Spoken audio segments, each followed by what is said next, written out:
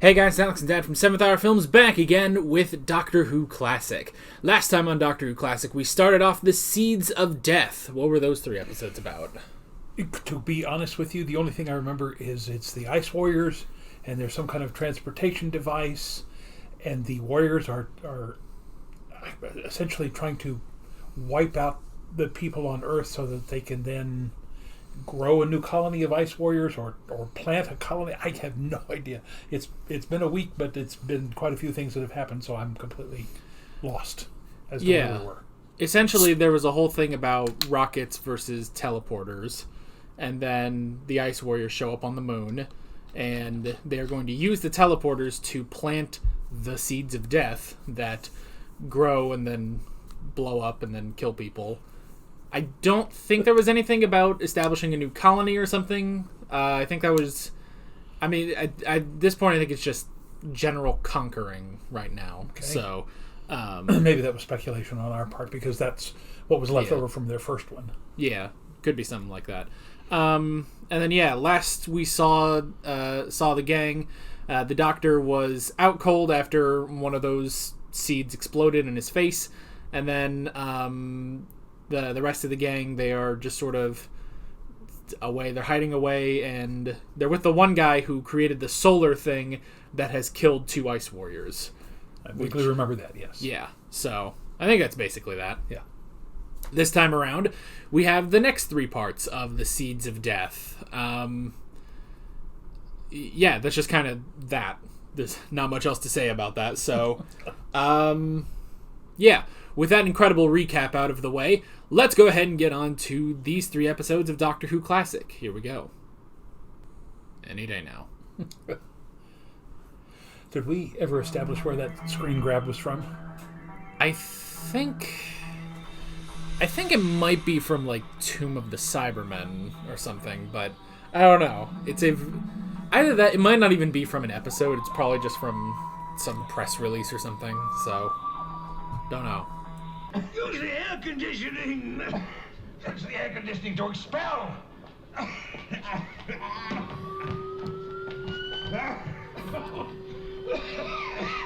Yes, let's throw this deadly poison into the atmosphere. But why do you think it exploded like that? Some plants reproduce that way. Their pods explode and spread their seeds. All this thing spread was some kind of smoke, Which has now been dispelled into the air of London. Great job, guys. You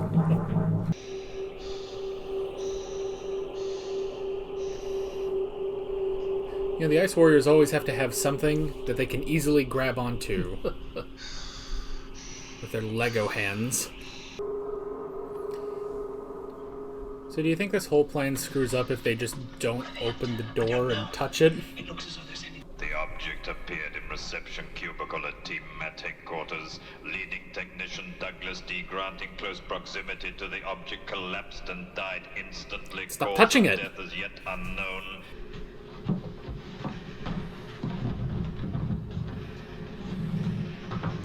Not showing his face makes you wonder if that's actually him.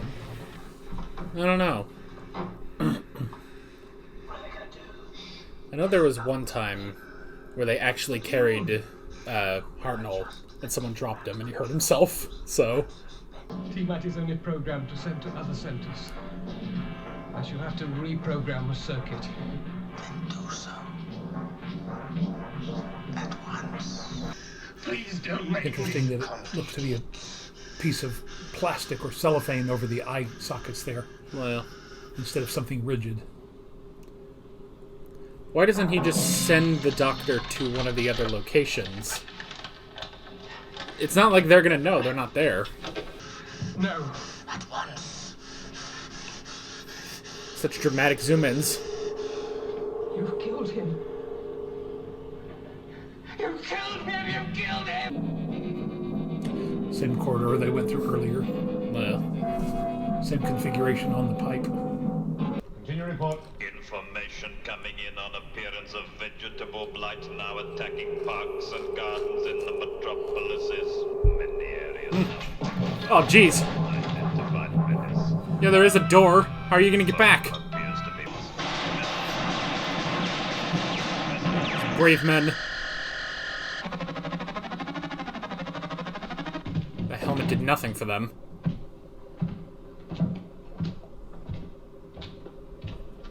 It's the fastest you've ever seen an Ice Warrior move. Well, I could get through. No, Zoe, you're not going. Look, I'm smaller than you, and I'd probably be a lot quieter, too. Look, it's too dangerous anyway. Well, what other alternative is there? Well, she's right. It's the logical thing to do. Thank you. Oh, come on, show me the way. So, they just snuck the Doctor out of the back and no one noticed? Well, that's because they were concentrated on fusion. I guess. I'm gonna show. How's it not being fried in the sunlight? Maybe all the gas has created a overcast. What is this guy doing? Trying to kill the fungus, it looks like. Yeah. He's doing a bang-up job at it. That looked like a fun day of filming. I'm not sure. But you must remember, you've already been this way once with Jamie. Yes, I know, but I can't remember this time. But sure. Look, I can't remember! All the tunnels look the same. Are you all right? Oh, yes, I'm fine. It doesn't help that you're literally going through the same tunnel every time. Come in. Now see, his eyepieces seem to be hard plastic. Guards cease trust. Oslo, Ottawa, Berlin, Hamburg, London, Paris, New York. These are the places where the pods have arrived. High latitude. Well, so what? Well, don't you see? They're all cold climates. Oh, yeah. All northern hemisphere. In all of those cities, it's winter as it is here. So? It's an interesting visual. Nah. No. If you could run over him with a On truck. ages. Tuh. Well, it can't reach the heating controls yet. The temperature seems the same. Well, if they ever made it to Look the over south, down someone there. would try. No, our job is... You can't possibly remember. Yes, I can, I think. Now, there's a main corridor here. There are 2 junctions here. We went left, right. It must be that one. This is where Sherlock got his mind palace. Why are the heating controls this pirate's wheel?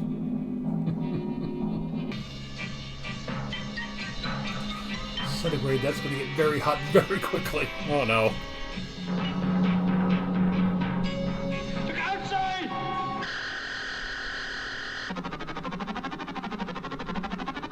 Help me!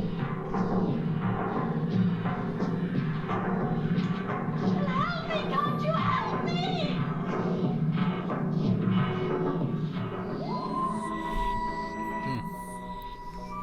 Well, that's a cliffhanger.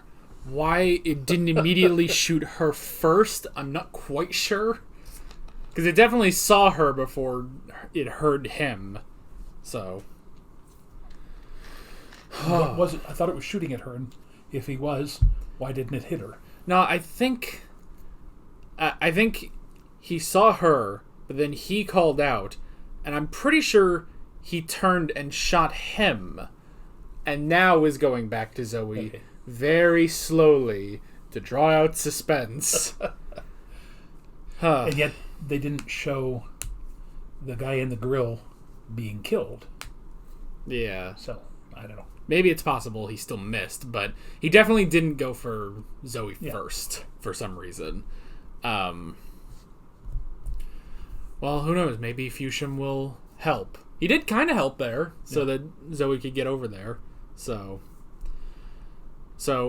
what did you say the thermometer thing was? Centigrade? Centigrade. Yeah, it was. What about that? It's going to get really hot? Yes, because, for example, 90 degrees Fahrenheit is like, 20 or 30 degrees centigrade. So she pushed it up past 40 degrees centigrade. So, I mean, it's going to get up into the hundreds very, very quickly. I getcha. So, all right. I didn't know if it was like some weird like company, like they have really hot radiators or something. Because I couldn't tell. I was like centigrade, like, oh, maybe that's just the whatever company they got for that. But no, that's the difference between most European countries use centigrade and the United States uses Fahrenheit. Right.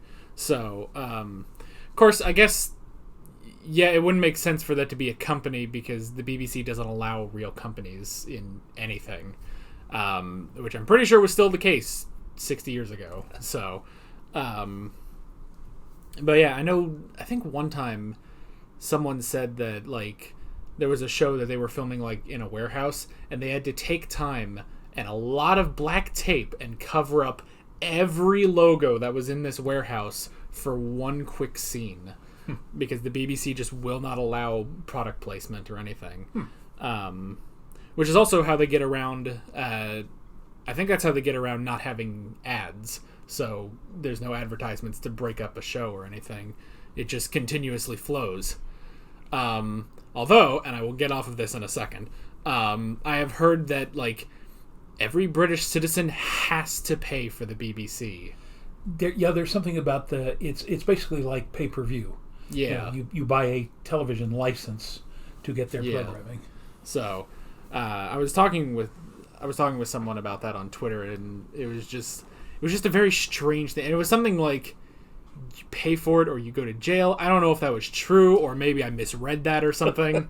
So I never paid for it because I was still a teenager when I lived in England. So so I mean, because it makes you think like, well, surely now there's got to be people that are cable cutters and are just watching stuff on streaming, or are like us and we're watching BBC stuff on streaming.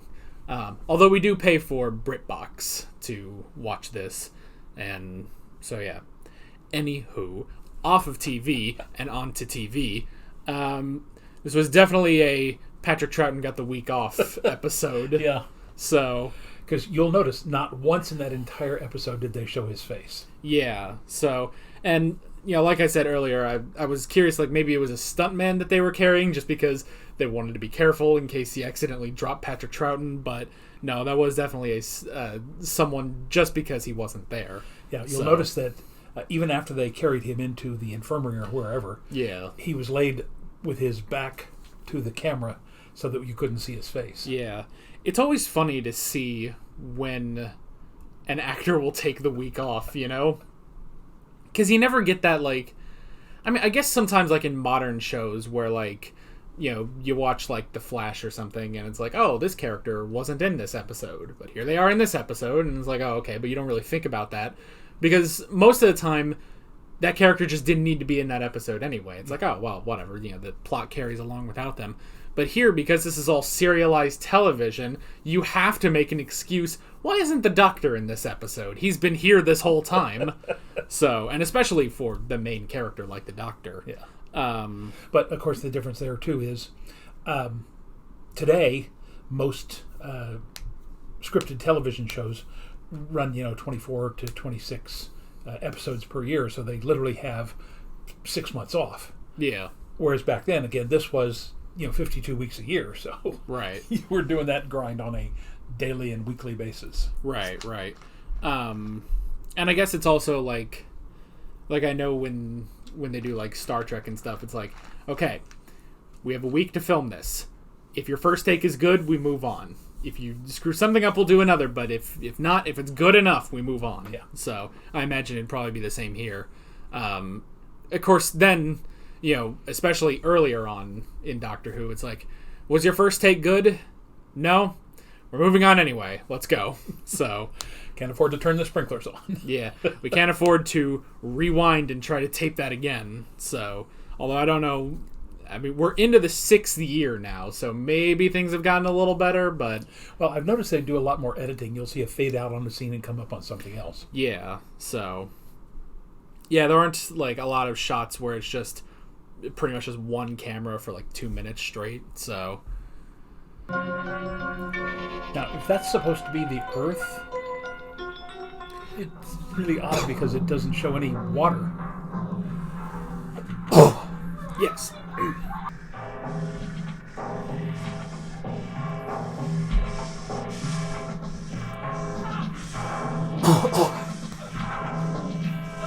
Oh, that looked like it might have hurt if it connected. She didn't run at any time? No. Oh, now it's getting hot.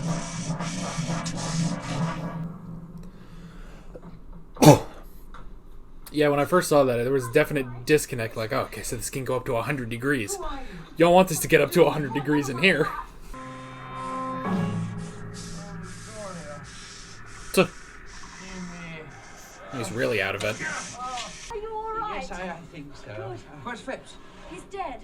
An ice warrior killed him. All right, so he is dead. Managed to escape. It's rather difficult to say so. We lost radio contact with it soon after takeoff. Is that all you've done? Oh, no. No, my chief technician, Miss Kelly, has also gone to Moonbase. Oh, more rockets. No, sir, she went by TMAT. But TMAT isn't working. TMAT started to function again, sir, so Miss Kelly went to the Moonbase with a repair team. So you've had a full report from her? Yeah, see, it's totally overcast. Yeah, because the weather control station would have a wooden ramp up to the front door. Well, look, ever since Brexit, budgets have been cut. You can't get a metal ramp. This is 50 years before Brexit. Or is it? I don't know. When did we say this was? I guess this is theoretically after. This might be late 21st century. Weather control. Dry.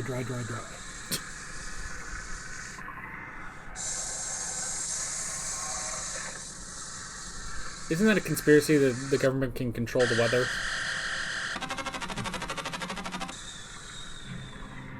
Oh no, now it's gooey. I thought so. The time switch is out of order.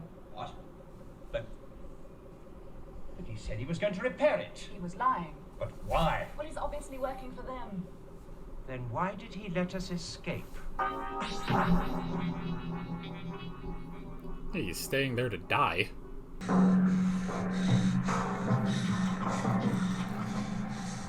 How does he know where the heating control is? That's a good question. I mean, maybe he just looked around the room.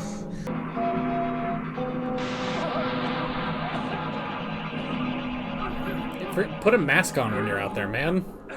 Water. Ordinary water. Oh, but Doctor, surely all... There's no time to explain now. Apparently, there is a weather control bureau somewhere. Well, that's why he wanted it dry. Well, can't you reach them on the video phone? Well, no, I've tried, but they're not I mean, I get that answering. because Mars doesn't What do you have want me to do? a lot of water, definitely. Commander Radnar, But and the ask him Earth to get hold of the weather does. control bureau people and to make rain as much rain as... I should keep him out.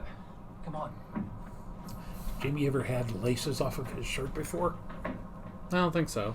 This might be a new shirt, though. Good. Our fleet is approaching the gravitational field of the moon. Is all prepared? Everything is ready.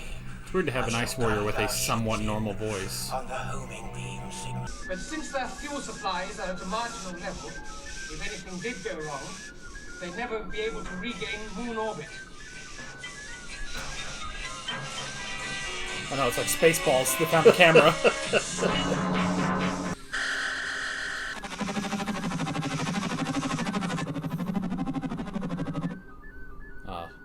Man's a hero. Cover your nose, Doctor. You have to wear your mask properly. That's one thing we've learned over the last 18 months. Mouth and nose, Doctor.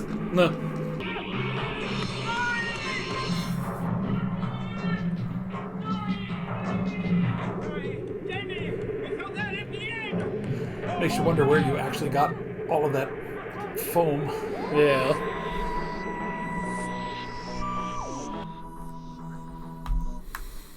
Alrighty. Because you know that stuff was incredibly difficult to clean up. Yeah, so. Alrighty. I do have to say, though, almost totally unconnected, where I went to college at the University of Arizona, the old main building, which was the first building on campus, has this gigantic fountain in front of it. And almost every year, usually around homecoming, there were students who would take the large boxes of granulated detergent and run in there and drop it all in. Of course, the fountain is going 24 hours a day, so it would create this huge layer of foam that went out all over the entire lawn there. And unfortunately, sometimes they also threw in food coloring, so it would dye the whole place, green or red or whatever. So they must be using some kind of foam machine like that, because that is a huge amount of detergent foam. Yeah, definitely.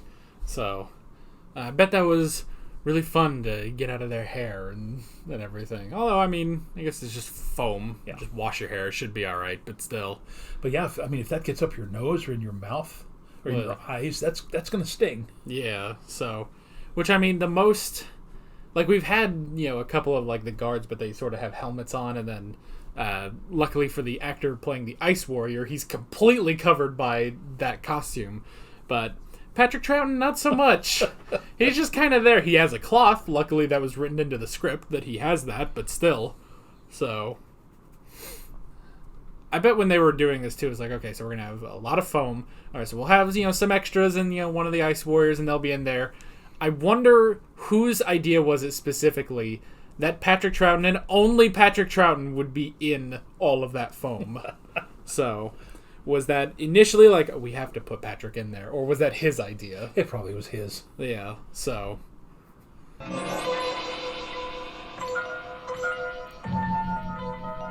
Now that's the sun. Yeah. We assume this is the moon because you see the crater. Yeah. But if that's the Earth, that looks like it's completely metallic. It doesn't look like there's any water on it at all. Yeah. It's very strange. And no recognizable continents or anything. Yeah. Ah, jeez. Probably very slippery. Yeah. Oh no, we must help him! Oh no, Doctor, this way! What? Slipping, sliding. Yeah.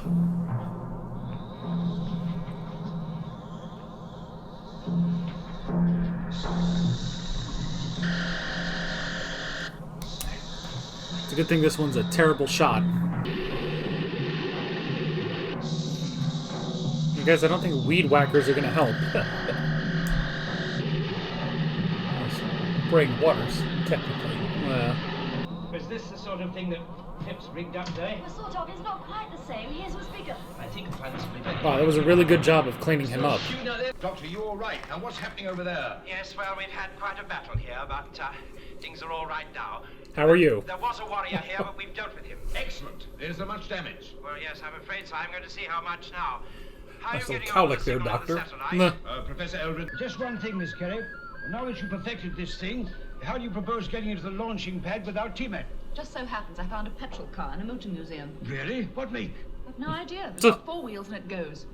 Get this to the Oh, vehicle they- immediately. They actually don't have cars anymore. I didn't I'll realize. be able to get through the foam. Yes. The only way we'll ever get rid of it permanently is by rain. Lots of rain. Well, you don't have to worry about that. It rains a lot in the British Isles, Yeah. especially in Ireland. I hope they have like the dumbest car possible, like just something that looks weird. Wonder if it'll be the third Doctor's car. That'd be funny. They just reuse it later for him. I shall return to our ship to finalize. Let me tell you something about that invasion plan. rapid breathing. That will give you lightheadedness very quickly. Right, now then.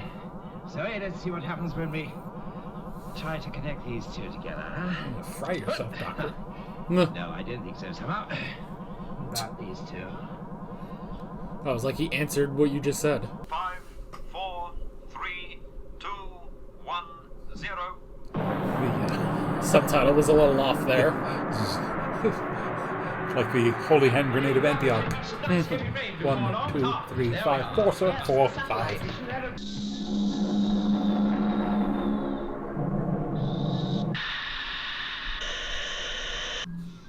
The Doctor theoretically just killed. Oh yeah, that guy's dead. He's basically made a solar gun. Yeah. You have destroyed our entire fleet. You tried to destroy an entire world. Earth will still die. The fungus. I guess you don't need much justification for killing them. Your atmosphere.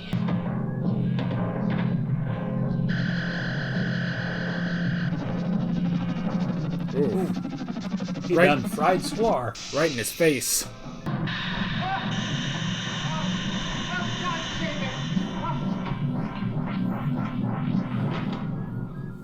I'm not sure what he did there, but good job. Said something about the light terminal. So you really did know what what you were doing at the Weather Control Bureau? Sorry, of course I did. Well, it took long enough to work, eh? Well, surely you've learned not to put all your eggs in one basket in future. T-Mat in itself is perfectly effective. You need a secondary transportation system. A fleet of rockets on permanent standby. Yes, but Professor There's no need to go to those lengths. It's a question of common sense, and I'm sure the doctor would agree with me. Doctor. Oh, they Batmaned out of there.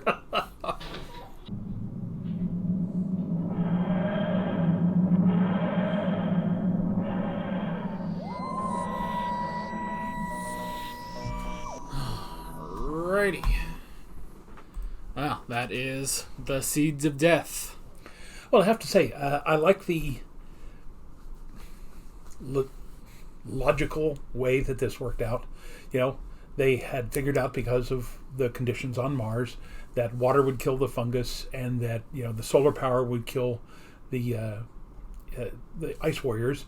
I mean, it all made perfect sense. So, I mean, for once, we're not sitting here going, wait a minute, there's, you know, gaping holes in this entire story. So, very nice. Enjoyed it. Yeah. Well, even like last episode, I felt like, okay, we're going into the final episode, and I know what we're actually going to be doing for once. Yeah. It's like, all right, we gotta, you know, just make it rain, and then we gotta, what was the other part? Oh, it was divert the Armada. Yeah. That was it. And we had that by the end of episode 5. I was like, oh, okay, so that's what we're going to do. Maybe there's going to be a little bit of something in there, but we have a clear objective going into the last episode, which I feel like most of the time we're just sort of like, let's go, and it's like, what? And then they just sort of figure out something random in the last episode. Well, again, what I guess what appeals to me about this is, as a teenager, I would like to have been able to say, hey, I think I know where this is going. They've set up this, this, and this. I'm sure there's going to be a couple of glitches along the way, but this is ultimately where we're going. And, you know, as a young person watching science fiction, I would have liked to have said, hey, I managed to figure that out, and that's the way it happened, so it makes me feel smarter. Yeah, so, the only real glitch at the end was just, how was the Doctor going to get away from Slar? But then Jamie came in, and it all sort of worked out. Although, for a second, it seemed like, you know, the other Ice Warrior was going to kill him, and he just sort of closed his eyes and just stood there for a second. It's like, was he just ready to die? Because I don't know, you know, I can't sit here and be like, was he thinking that he might regenerate or something? Because That's not a thing yet, yeah. It's technically not a thing yet. However, this might be around the time Patrick Troughton is thinking, okay, I think it's time for me to leave the show. Yeah. You know, don't we only have like 2 more series? Yes, we have 2 more serials. Now it's still a 6-parter and then a 10-parter, so you know, a good 16 more weeks with Patrick Troughton. But still, like, this might be the time where he's thinking, oh, it might be time for me to step away from the character. So maybe they were starting to think about regeneration. Maybe. Well, the fact that he had survived the blow up into his face, even though he took a week off, maybe led him to believe that he could survive, because he's never actually been right in the sonic weapon that they've used before. So maybe, like you said, maybe he thought he would survive that. Perhaps. So, yeah, it's entirely possible, and then it just sort of worked out when Jamie showed up. So, alrighty. Well, the first thing I wrote down is when they were dispatching the seeds all around the world, and apparently it's just that everyone kept opening the door, touching it, it grew and exploded. Nobody just sort of was like, I don't know what this thing is. I'm going to keep the door closed and not go to it, not touch it. But again, they're unaware that the system has been taken over, and usually anything that comes through the T-Mat is perfectly fine. So, I mean, it's their faith in the system that leads them astray there. Yeah, I guess it's just that you would think there would be some protocol, hey, at least go ask around before, getting something. Because, I mean, more than just, aliens taking over the system and sending these weird seeds or something. I mean, I guess maybe they weren't thinking about this in 1969, but I'm thinking now, it's like, what if a terrorist got a hold of this and just started, chucking bombs everywhere or something, Now, again, you guys will probably, jump all over me for this, but the first major terrorist thing that I remember was at the 72 Olympics when a group of terrorists took over the Israeli team, took them hostage. Now, there were hijackings. There were airplane hijackings before that, but I don't remember an actual concerted, group of terrorists doing work like that until 72. So Yeah. I don't think the writers would have, and the television audience in general back in 68 or 69, whenever this was, would have really thought about terrorists. Yeah. So, but yeah, it's just one of those things. Well, I would even imagine that maybe kids would be like, well, don't touch the thing, but then they know what it actually is, but the characters don't. So, let's see. Well, I had that they were going to put the Doctor just in space, which would have been interesting. There are 2 other instances in modern Doctor Who where the Doctor is just flung out into space, and they just sort of have to survive for a little bit. There's one with Peter Capaldi where he ends up losing his eyesight because of it, but he can survive the vacuum a little longer. And then there's another one, not even like a season later, with the 13th Doctor, but she ends up getting saved before she ends up dying there.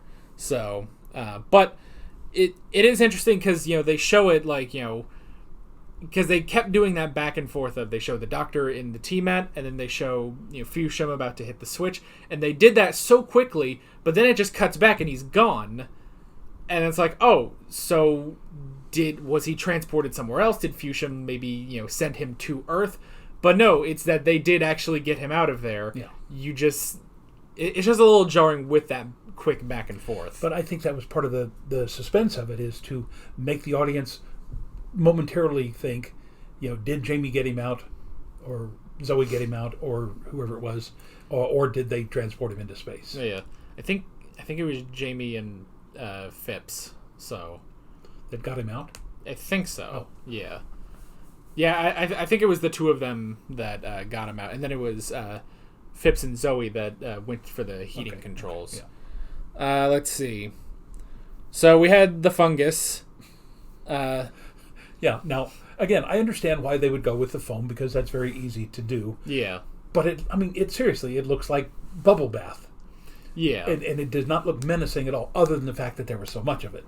So, and again, I don't know what they could have done instead, but, to call it a fungus, if they just called it a foam instead of a fungus, that would be, But yeah, that was kind of just one little jarring note there to say, we've got this fungus that's going to kill all the vegetation and then suck all the oxygen out of the atmosphere. Strangely enough, oxygen is actually a minor component of air, because there's more. In fact, if I recall correctly, there's actually more nitrogen in the air than there is oxygen. So anyway, but yeah, that's minor stuff. Yeah. But yeah, if they had simply called it the foam, or something, it's just the disconnect of what it's supposed to be and what the special effects were able to create. Yeah. So, but yeah, it was supposed to be a fungus. There was a fungus among us. So, I feel like we've had that recently, though. Another sort of fungus was. Yeah. I think it would have been a second Doctor episode. I think, though, there was like the Abominable Snowmen, which I think it's Snowmen. I keep calling it Snowman, and that's just not it. So, I think even the thumbnail for that video is wrong. I put Snowman. Yeah. But I think in that one, there was also a whole thing with balls and fungus and stuff like that. Yeah. So, another dad joke here. Oh God. Well, it's related to your fungus among us. Do you know why mushrooms always get invited to salads? Why? Because they're a fun guy. All right. Moving on. Yeah. I don't have a fungus joke per se. The only thing I can do is a loose connection to one of the dumbest memes in existence, which is fungus, which sounds like Among Us. I'm trying to hold off a sneeze, sorry. Which there's a game called Among Us, which has been horribly memed into being Amogus. And there's nothing I can do to explain why it's funny. It just is. People just say Amogus instead. So maybe some of y'all in the comments will get that. Maybe. It's like when I try to make an anime reference and there's one person that always that goes for it and everyone else just sort of moves on. Well, I remember there's actually something before A Fungus Among Us, because back in when I was in college, you started that phrase with "at ease disease, there's a fungus among us." All right, moving on. Let's see. They did also mention that it was the winter, which is why all this, the fungus and stuff, and why they were invading just the northern hemisphere at the moment. Yeah, I didn't make that connection at first when they were talking about, Oslo and London and places like that they were all in the northern hemisphere. Yeah, so, and it's also timely because I believe these came out in January of '69. So, let's see. Well, we had Fusham. I mean, Fusham is kind of the tragic hero of this tale. Like, he does what he can to survive, but he does try to help. Yeah. He does have his moments of trying to help, like when he distracted the one so that Zoe could get to the heat controls. He also tried to fight that one before it killed her, and then relaying the message to Earth so that they could understand the whole thing with the Armada. So he is definitely just this sort of unsung hero. Yeah, but you're right. That one thing about the Sklar, whatever his name was. I think it was Slar. Slar. Looking up at the monitor and then back and looking up the monitor. Yeah. That is definitely a Spaceballs moment. Yeah, definitely. When he started, because that's the thing, you never look at the camera, but that's the point, is that this particular camera shot is a camera in the story. So, and just the fact that, he was just sort of saying things as normal, and then suddenly, because it's just a far off shot, and he just, wait a minute. Yeah, and he just looks over. He does 3 takes, and wait a second, this thing is on. So, but yeah, he's definitely. It's one of those interesting things because he obviously they says oh well, he didn't come back to Earth because he knew he would face an inquiry. He'd probably be imprisoned and if not executed as a traitor. So I like that he makes the most of it. Is look, whatever is going to happen, my life is not going to be easy, whether I go with the Ice Warriors or I go back to Earth. So I'm at least going to try to help from the inside. Yeah. So that was good. Sort of again, very well written, and the actor played it very nicely. Yeah, definitely. Fusham, the MVP of this story, definitely. Although, he might have a little competition as MVP from Phipps, who designed the solar energy weapon. Let's see. And here's something that, again, just a minor inconsistency. The first couple of times that they used the solar thing on the Ice Warriors, they literally went into a heap of ash. Yeah. And the last couple of times they just fell over dead. Yeah. I would assume it's that maybe because the Doctor's version was portable, so maybe it wasn't as powerful, but just powerful enough to kill them specifically. Yeah, maybe. So it could be something like that. Let's see. We had the whole thing with water, using the rain to get rid of the fungus, and again going to the I guess it's interesting, they have the Weather Control Bureau on Earth, but the last time we had a moon base, that was their whole thing, was they were controlling the weather, and because of the Cybermen, things were going wrong. There were 8 million hurricanes all over the northern hemisphere or something. Yeah. So it's interesting. I want to believe that after the Cybermen thing, they put the weather control on Earth, and then they were like, oh, what do we do on the moon? Well, we can put T-Mat on the moon, and now the Ice Warriors are there. So I hope next time we go to the moon base, T-Mat is back on the Earth, and there's something else at the moon base, and then, the Daleks show up or something. So, I just hope that every time there's something that they have to keep moving off of the moon. Daleks in zero gravity, though, that would be interesting. Yeah, they're just sort of floating around and... let's see. We had the Grand Marshal of the Ice Warriors, which was just a sort of spotted one. Well, I think those were like gems or something supposed to indicate his rank, maybe. Yeah, perhaps. I mean, he wasn't too much of a character. He was just sort of there. That also reminds me, there was the other guy that on the Earth that sort of came in and he was asking questions and stuff. Yeah, the Inspector General or something like that. Yeah. So he was really gone after one episode. He just showed up, asked questions, and left. Like, I thought maybe he would be a sort of brigadier character, like he comes in, starts taking control of the situation. But he was really just there to ask some questions, be confused, and then he just wasn't there anymore. I think his main purpose, though, was to get Miss Kelly and Radner into the conference so that they couldn't be reached, and that would get know, Zoe and Jamie the chance to go to the weather center by themselves. By the way, one other just very minor point.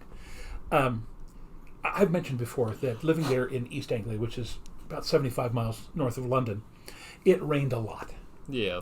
But I'll be honest with you, in the entire 3 years that we were there, I don't ever remember a rainstorm with thunder and lightning. Now, that's entirely possible that it does. Yeah. But this rainstorms in Great Britain when I was there are, maybe it's because I'm so used to now the rainstorms here in Oklahoma. Yeah. It is very rare for us to get rain that doesn't have thunder and lightning and wind and the occasional tornado. So maybe it's just my faulty memory, but I remember it raining a lot there. It also rained in France when I lived in France. But again, I don't recall loud thunder and lightning. And so that when they said, oh, it's raining now, and they showed the rain, and then there was that clap of thunder, I went, I don't remember that. So anybody who lives in East Anglia can correct me on that. Feel free. Yeah, and it could have been like, because they can control the rain, maybe they upped it so that it would get rid of the foam faster. But that reminds me, the last time we went to Colorado, it rained every day, maybe for like 10 minutes or so, but it was very consistent every single day. It would rain just for a little bit and then stop. And it was so weird because you're right, here we have, when there is rain, that is an event. The entire, don't go out because there are floods everywhere. Your backyard will be soaked for 2 weeks completely. Yeah. Now, geography lesson here. Part of that is what they call the rain shadow effect. You got all these storms coming off the Pacific. They go up the west side of the Rocky Mountains. The higher up they go, the colder they get, which forces it to rain. So that's why you get a huge amount of rain in places like Colorado and western Wyoming and Idaho and Montana and places like that.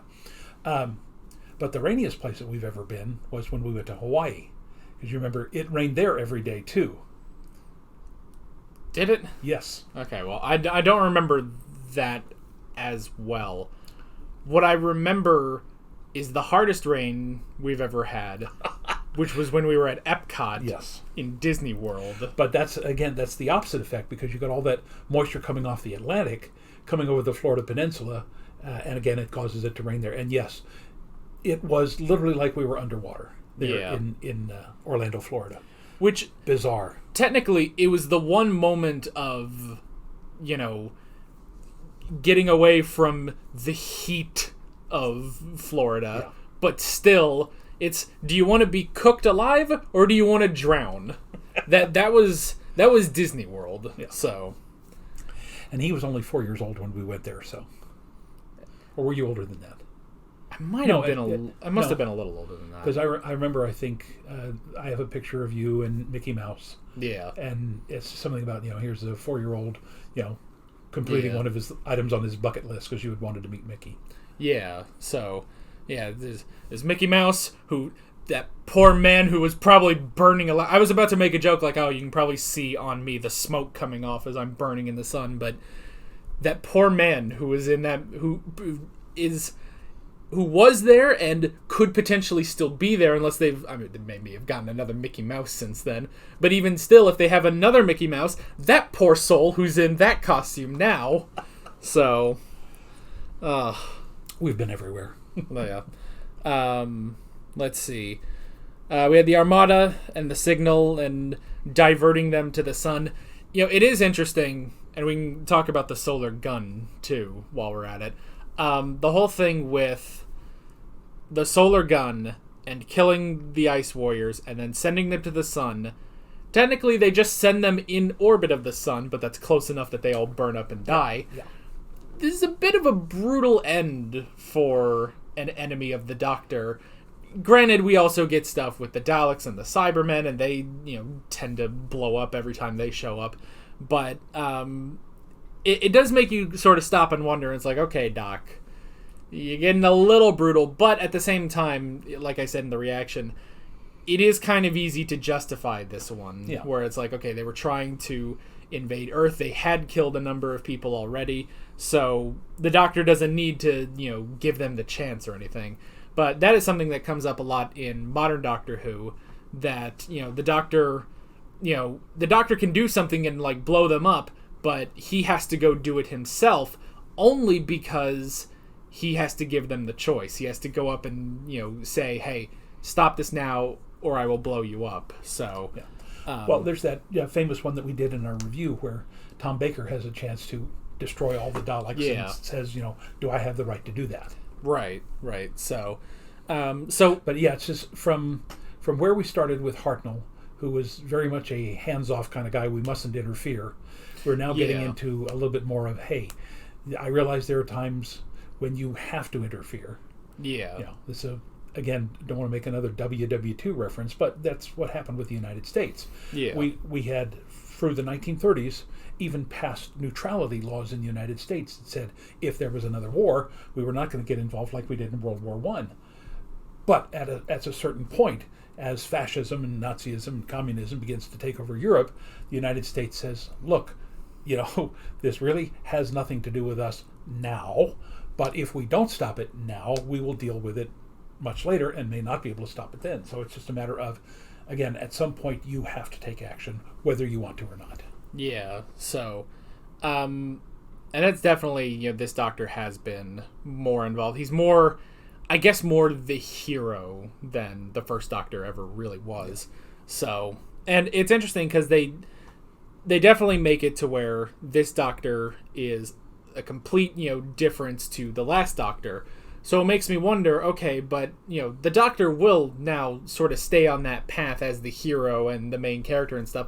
So I'll be curious to see just how much the third Doctor will now differ from the second Doctor, which we've seen some of it, but I feel like I'll be very interested to get more into that. Yeah. So let's see, and now after that serious talk about killing the Ice Warriors and stuff, the Doctor was in that foam, which was just really funny. I saw a lot of people saying that some of their favorite parts of the invasion was when the Doctor was, running away from the Cybermen and they're like shooting at him. He's like jumping and screaming and running. So I imagine Patrick Troughton rolling around in foam and stuff is probably a favorite among the fans too. No, and again, I saw that in some of the comments too. When he was running away from the Cybermen, dodging the bullets is fine, and even being somewhat comically scared of that. But to me, it was just the way that it was so obviously, here, let's do some, clown work, and that bothered me just because I take and did at that time took Doctor Who very seriously, and I think that would have bothered me slightly to go, why are they adding this silliness in a very serious story? Yeah, that's true. The invasion was also just sort of a more serious story. So, but yeah, this one is also serious. But since they established the foam so early, like earlier than that, it does work with having the Doctor trying to get in and just all this foam is just attacking him. So, so last time I remember they said something about like, oh, well, we can't transport this food to, cities because the TMAT is down. And I remember saying, well, does nobody just have a car? Can someone just load it up on a car and, go? Even if it's going to take a while, it's still something. But apparently not. In this episode, they do confirm that cars are just not a thing. It's only TMAT. So...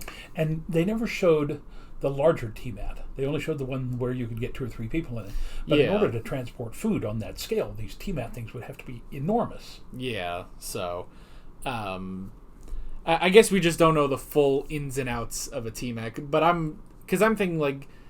I think it was either in... I can't remember. It was something like one of the newer Star Trek things. I don't remember if it was the movies or if it was Star Trek Picard or something. But there was something where, like, there was just, like, a row of, like, 10, arches. Yeah. You walk through, and that's a transporter. You can go pretty much anywhere in the world. But even in Star Trek, they still have shuttles and stuff, and especially, when the transporter breaks down, as it happens a lot, or you get someone like McCoy who doesn't like them. So I just found that interesting that it's like, oh, it is all TMAT. There's nothing, so I assume there's no cars. I would imagine there's no trains anymore, so... No underground. Yeah. No more of that. I guess if you take a vacation, you pack a bag, you go, you're there in 5 seconds. Yeah. If you forget something, just go back. Was it Eldridge? Professor Eldridge said, we really shouldn't be putting all our eggs in one basket. We really need to get back to having a diversified form of transportation. Yes, he said that, but then they were also arguing like, oh, well, it was perfectly fine. It's the Ice Warriors' fault that, any of this is happening. So it still might be an uphill battle for him. But let's see. The last thing I wrote down was Slar and his failure. That was interesting, First off, I feel like only in the last episode, did they ever give him a name. But then they were like, oh, yes, well, we have to defeat Slar. And it's like, was that his name? I don't remember that. But well, I remember in the subtitles seeing that.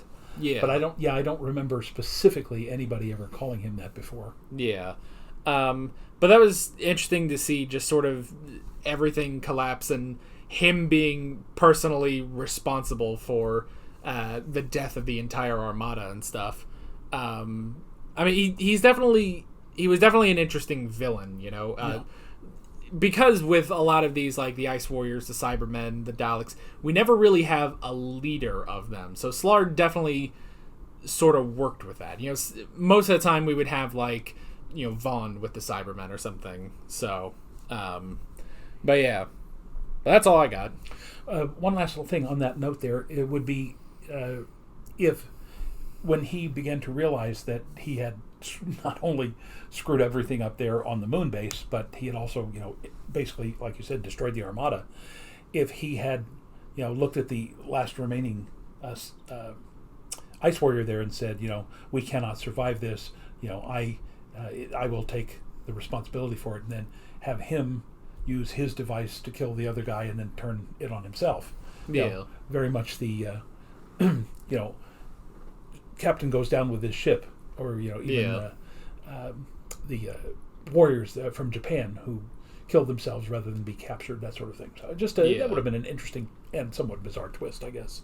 That reminds me in The Empire Strikes Back when I think it must be when the Millennium Falcon gets away, and the one admiral is like, "Well, I shall assume responsibility for this and apologize to Lord Vader." And it's like, oh, this poor guy. Like, Vader's already killed 3 other people. This guy's going, but he's a brave man and he goes to his death. So apology accepted. Yeah, he goes honorably. Yeah. So now, regarding what's next, isn't this the missing one? Yes, the final reconstructed episode, not the War Games. The Space Pirates? Yeah. It is 6 episodes. I think only one of the episodes is good, and that's like episode 2. The rest is recons. Unfortunately, we will not have subtitles because it's not on BritBox. I have also heard this may be one of the worst recons, and there are very few pictures from this episode, almost only audio. But yes, we will suffer through one last recon, and especially too because we're the filming schedules are going to be a bit wonky for a little bit. So for that one, we're actually going to basically do those back to back, not all on the same day, but over 2 days. So Yeah. That will... And that's a 6-parter? Yes.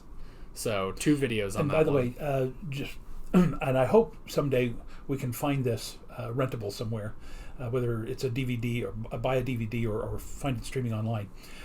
If you want to talk about parodies of space epics, Spaceballs is funny, but there's also one called The Ice Pirates, which is about people who basically go out and try to, because there's a water shortage either in the solar system or the galaxy, they go out and literally try to steal ice and bring it back and melt it down for people. But I mean, it's like the serious parody of Star Wars and Star Trek and everything else. So if we find it, and if you guys have ever seen it before, you'll know what I'm talking about. But Ice Pirates, very funny film. Interesting. All right. Well, you got anything else? I got nothing. All right, then. Well, that is pretty much that. Next time around, we will start the Space Pirates, Last of the Recons. Oh, also, when we had 2 of the Invasion was animated, we said that was the last of the animations. Well, actually, there is one more animated episode in Season 17. There was like a scrapped Tom Baker episode for like it didn't get made because there was like a writer's strike or something. Oh yeah, I remember didn't they use a couple of clips from that in the 5 Doctors? I think so. Yeah. I think it's called Shada, and I don't know if they had it completely filmed but just didn't edit it. It's impossible to say. I don't know if it just wasn't edited or they came back later and just had Tom Baker and whoever else there and just do the voiceovers, but it's completely animated, and I know that it's not split up as 6 episodes, but it's just one long animated movie. So when we get to Season 17, 11 seasons from now, we'll watch that. But we've gone through, 6 seasons in under 2 years now? Yeah, because when we came back to the normal run, it was episode 4, serial 4 of season 1, and that was sometime in March of last year. So, yeah, it's been about a year and a half-ish to get through. Season 17, 11 seasons away, really isn't that long. Yeah, that's true. And I think seasons start to get shorter eventually. So, yeah. But yeah. Oh, and one last thing. Notice once again when they got in the TARDIS and there was no preview of the next thing. I think they're beginning to understand that if they do that, that means they have to lead into that particular thing. Yeah. And so they're saying, no, we'll just go in, we'll close the door, we'll zoom off. And that way, if it's necessary for us to do a rerun, that way it won't clog us down by having to repeat everything in order. Well, and I remember someone said, I think it was the Crotons, was actually like a rejected script. But then, the script that they were going to use was apparently so awful that they scrapped that, so they just went back to the Crotons okay, we'll just go with this. This is our backup script, and that's how that was made. Oh yeah, we talked about the Doctor of Violence when he planted the bomb on board the Croton ship and blew them up. Yeah. Or the Dominators. Yeah. Did the same thing there, so this is... I suppose the second Doctor is a bit of a darker Doctor. So, yeah. Yeah. You got anything else? No. All right. We've definitely got nothing else. That's it. No more things to talk about. With all that being said, we're Alex and Dad from 7th Hour Films, and we will see you guys next time. Take care. Alright guys, thanks for watching this video. There's a bunch of links on screen if you want to go click around to any of those. There's a playlist, well there's 2 playlists actually. One for Doctor Who Classic and one for Doctor Who Modern, which I've completely finished up to the latest episode. There's also a subscribe button and a Patreon button, and a bunch of links in the description if you want to go check out any of those. See you guys next time.